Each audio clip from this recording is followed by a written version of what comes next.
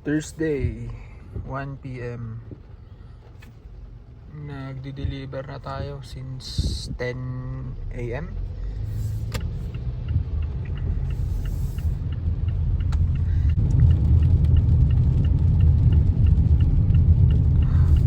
Magpasok ko.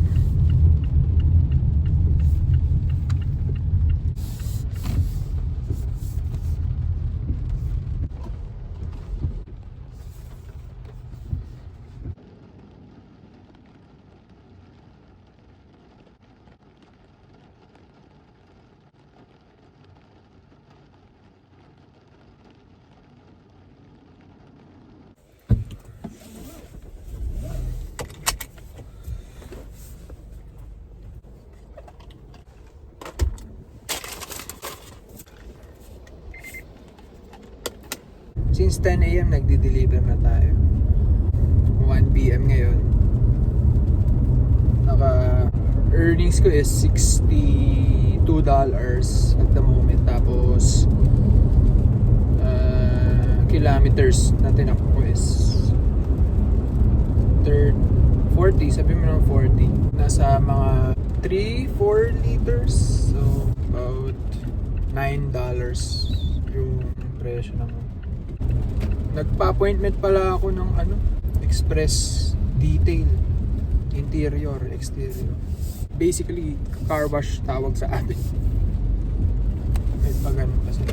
Mahal car wash dito. $139.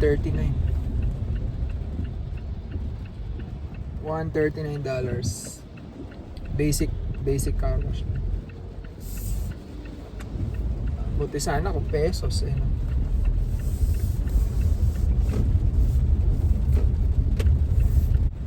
May pick up na naman tayo.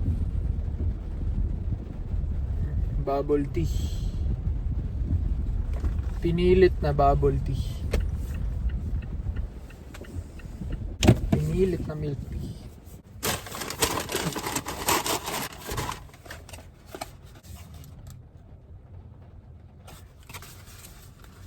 Kain muna tayo.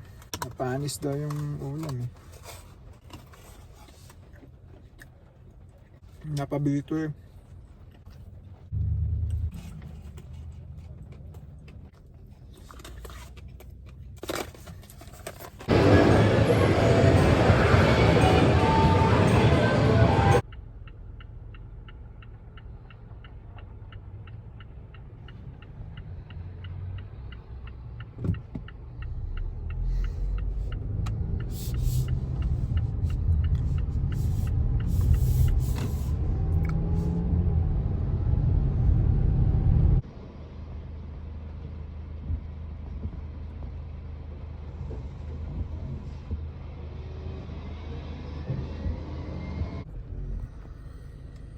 Ganyan na lakawanan yung basura.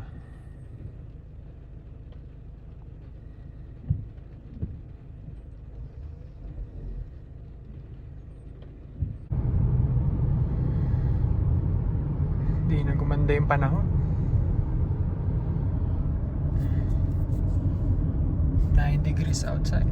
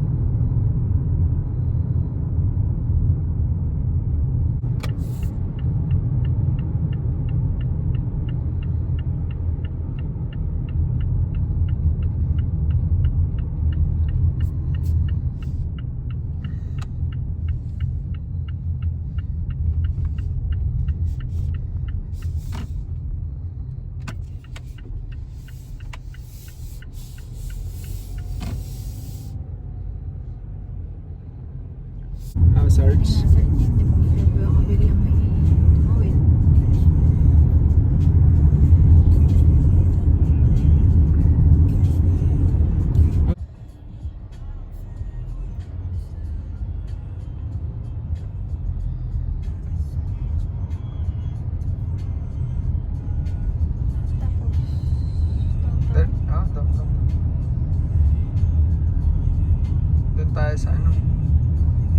bamboo. Parallel park ka. No?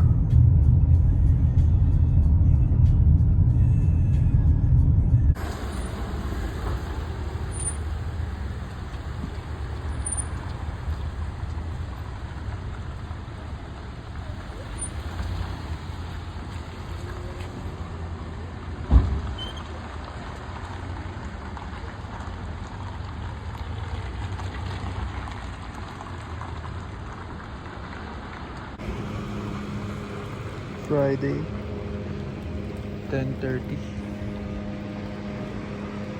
Ulan pa din. Dito tayo ngayon sa Service BC. Naantay ko si Ellie matapos sa road test na. Nag-take siya ng road test for BC driver's license. Para pwede naman siya mag-drive legally gamit yung Philippine driver's license niya. Valid yun for 2 years within sa duration ng visa niya, which is 2 years for student permit. Pero since nagbabayad na kami ng insurance sa sasakyan, insured din kasi siya sa sasakyan namin while using yung international driver's license niya. Kaya ngayon medyo mahal dahil much better lang kung gamit niya is BC driver's license or British Columbia driver's license kaysa Philippine driver's license. Mas unang-una makakamura kami sa payments ng insurance. Yan na siya. Tingnan natin kung pumasa ba siya o hindi.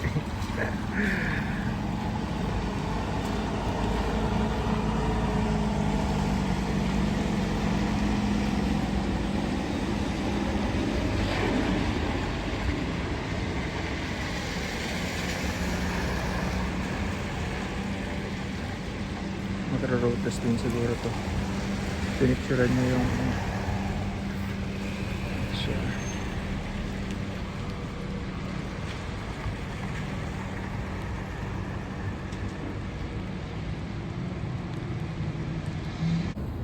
Malalaman natin sa itsura niya kung masa pa siya. Masa ka? Good job! Ayan, pumasa daw siya.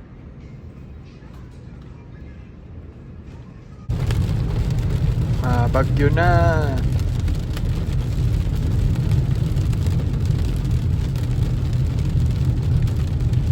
Lakas ng ulan. Ilang araw na. Isang linggo ng ganito.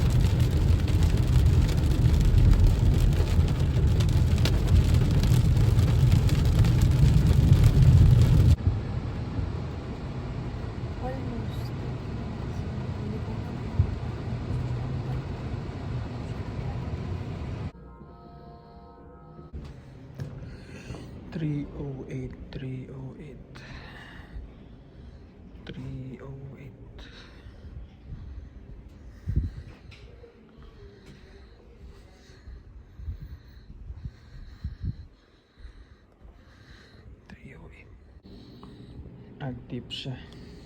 $5.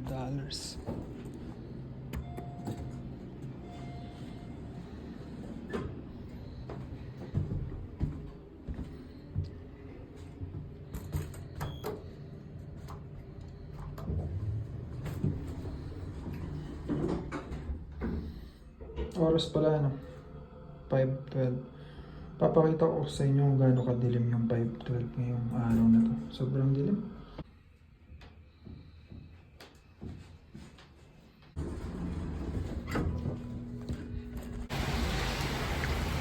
Deliver tayo dito sa hotel. 5 o'clock hapon. Sobrang dilim. Grabe ang ulan. Sobrang lakas. 5:50 ngayon eh. 5:50 PM. Sobrang dilim. Lakas ng ulan. Pakita ko sa inyo. 5:50. Sobrang dilim eh.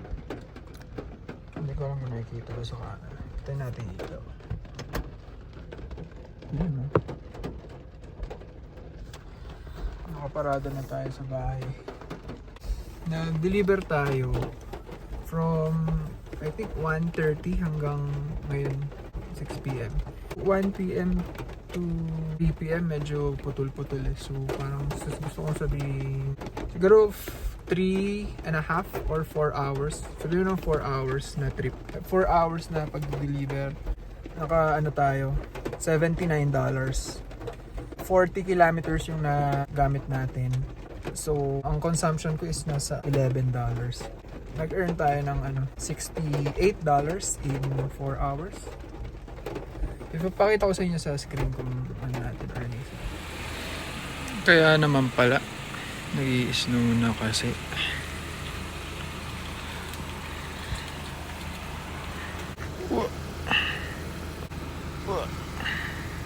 Yelo na.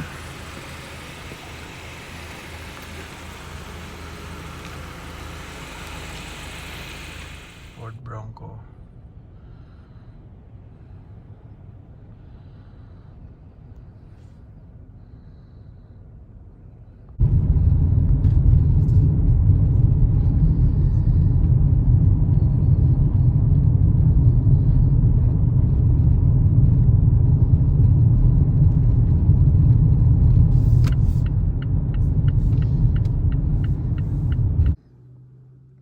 Saturday.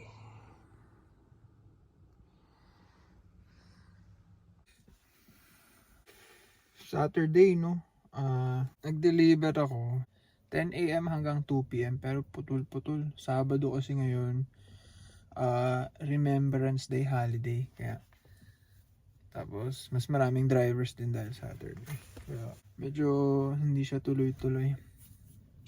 Pero yung 10 to 2 na orders, decent yung bayad sa atin. Naka-earn tayo ng $69. Papakita ko dito sa screen. $69. Tapos yung gas ko is mga parang $11 or pero ano lang 45 kilometers lang ako for today. Around $8 yung gas natin. Bale, pinakita ko dito yung screen kung magkano yung earnings ko. Pero meron pa akong cash na tip na $5 yun. So, yun. Sabihin mo ng over $60 yung earnings natin. So, for the week, since actually Tuesday ako talagang nag-deliver hanggang itong Saturday. Hindi naman siya whole day. Kumbaga, putol-putol. Part-time lang siya, hindi naman siya full-time. No? Maka 400 kilometers ako.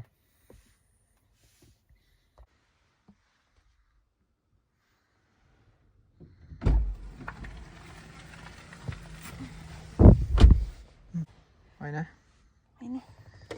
Pa-trading siya. 12 bucks agad yun. 12 bucks trading.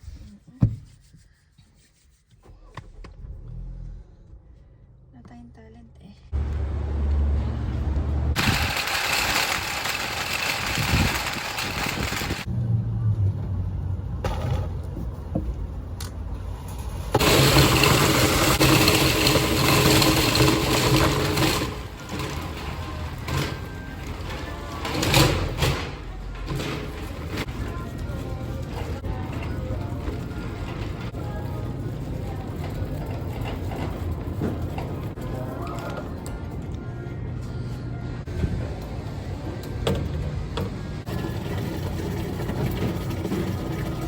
Triple.